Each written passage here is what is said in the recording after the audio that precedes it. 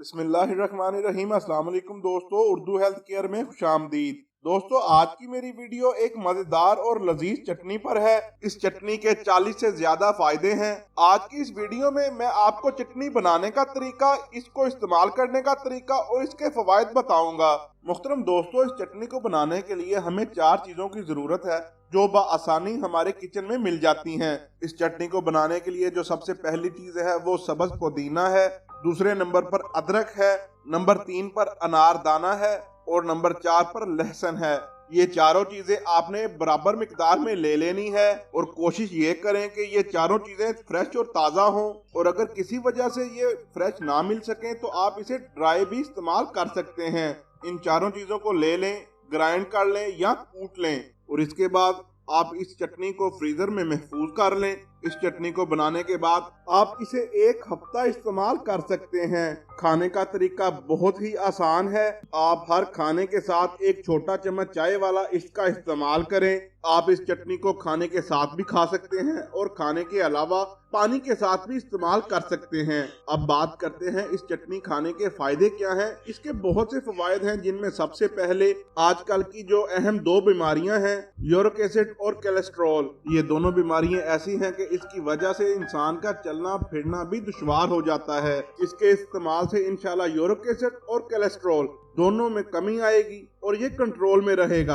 आपको 7 दिन के अंदर ही वाजिया फर्क महसूस होगा, लेकिन आपने इसको मुसलसल 3 माह इस्तेमाल करना है। यूरिक एसिड में होने वाली दर्दें, जोड़ों का दर्द और गैंठियां में इंतहाई मुफीद है। इससे कोलेस्ट्रॉल कंट्रोल होता है, जिसकी वजह से हाई ब्लड प्रेशर भी कंट्रोल में रहता है। ये दिल के अमराज के लिए भी इंतहाई मुफीद है। इसके अलावा ये दमा के मर्द में भी इंतहाई मुफीद है। एलर्जी, बलगम, रेशा, सीने की जकरन और खून के गाढ़ेपन में इंतहाई मुफीद है। मैदा की गैस, तेजाबियत, खाना हजम ना होना, डकारों का आना, डिप्रेशन और स्ट्रेस को भी ये चटनी कम करती है।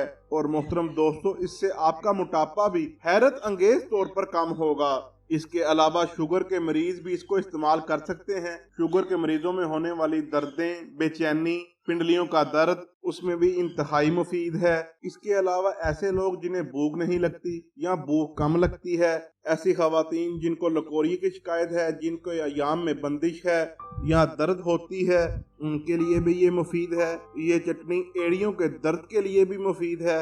और इसके अलावा सबसे अहम, अगर आपका यूरिया और क्रिएटिनिन बढ़ा हुआ है तो वो भी इसके इस्तेमाल से कंट्रोल में आ जाएगा।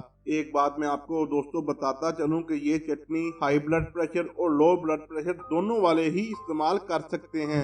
इस चटनी के इस्तेमाल का कोई किसी किस्म का साइड इफेक्ट नहीं है।